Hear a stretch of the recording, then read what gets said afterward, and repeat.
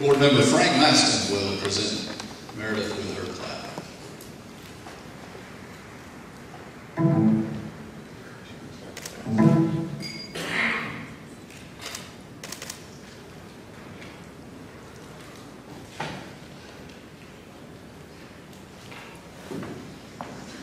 Okay, first I would like to give all thanks to God for the unbelievably blessed life that I've had, and none of which I feel I deserve.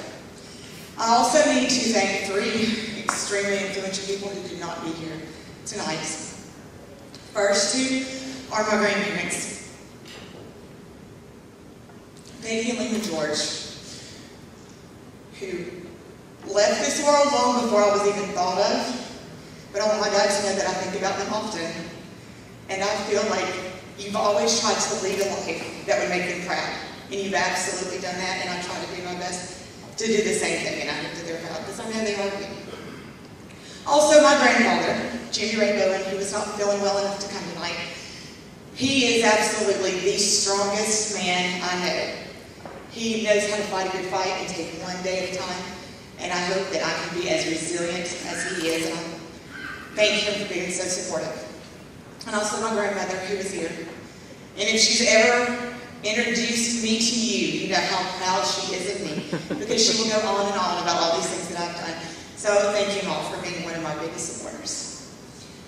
And there are no words to thank my parents. All of the hugs and kisses, all of the butt whoopings that I've received, all of the support and love that I have gotten from you over the years, there's absolutely no way that I can thank you. I think the biggest thing that I learned from you guys is to never settle on being average and to be absolutely the best you can be in everything that you do. And because of your support and the things that you did for me that other children didn't have, like having a high jump kid in the driveway and plyometric lock boxes in the garage, I was able to have a lot of things in practice. And for that support, I appreciate it, because we both know, or all know, that I did not get my athletic ability from either one of you. So thank you for giving me that opportunity. And to my sweet baby brother, who never once that I can remember came to a basketball game, a volleyball game, or a track meet.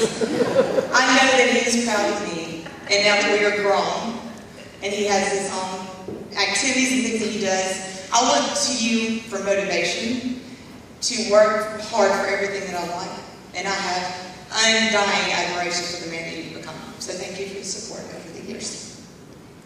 And I also want to thank Uncle Delane for believing in me and that I had what it took, for nominating me into this induction, and thank you for thinking of me for that. I appreciate it.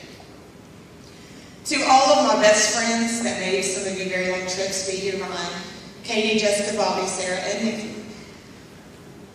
You guys make me wake up every single morning and try to be the best person that I can be, to try to help as many people as I can, and your love and support means more to me than you could ever imagine. And I hope that I am there for you the way that you've been there for me. And just a quick story, me, Ryan, and Bobby used to teach PE together, and a lot of times to try to motivate the students, these guys would tell the kids stories of accomplishments that I made in high school and college, trying to get them to move around any way possible. So they would tell them stories. And then I was working on my PhD at the time, and Bobby said, you know what? Not only does she have state records and college records and all this stuff, she's also finishing up her PhD. And he got a little carried away and said she's also in astronaut school.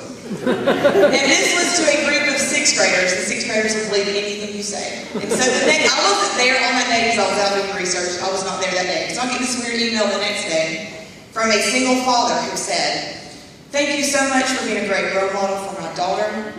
She told me all about your accomplishments, and I just don't see how you can juggle grad school and becoming an astronaut. And I didn't have a heart to tell him, so I think the man still thinks that I'm going to be an astronaut. Anyways, the coaches that I would like to thank, I've had many, many coaches over the years. But like the video said, probably the most influential thus far was Susie Little, who was my middle school PE teacher.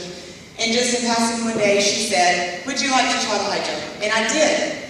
And she was the one person who uncovered a God-given talent that I didn't know that I had. And if it wasn't for that one day, that one opportunity, I probably wouldn't be standing here today. And I thought about that going as what I wanted to be when I grew up, and I wanted to be that person. I wanted to, even if I just influenced one child, being a teacher and a coach myself, that's what I decided that I wanted to do. I wanted to make that big of a difference in a child's life. So to her, I thank her very much. Also to Tanya Littleton, my high school coach, basketball coach. She pushed me mentally and physically, and I would always get so mad at her when we were at practice. And I would be, hands on my knees, breathing hard because she'd run us, and she would keep screaming at me that I'm not trying my best, I'm not practicing hard enough. And I would always think, how do you know how hard I'm working? I obviously can't breathe, you don't know how I feel. And I get so mad. But now that I'm a coach, I see how easy it is to tell them the kids are not trying their best. And to her, I'm sorry for getting so upset when I wasn't trying hard, because she was right, I wasn't. But I thank her for pushing me. And then also to my middle school basketball coach, Patrick Williams, for helping shaping my love for athletics and for guiding me in basketball, for all the hard work that you did for me, for this banquet, and to all the other board members. This has been an amazing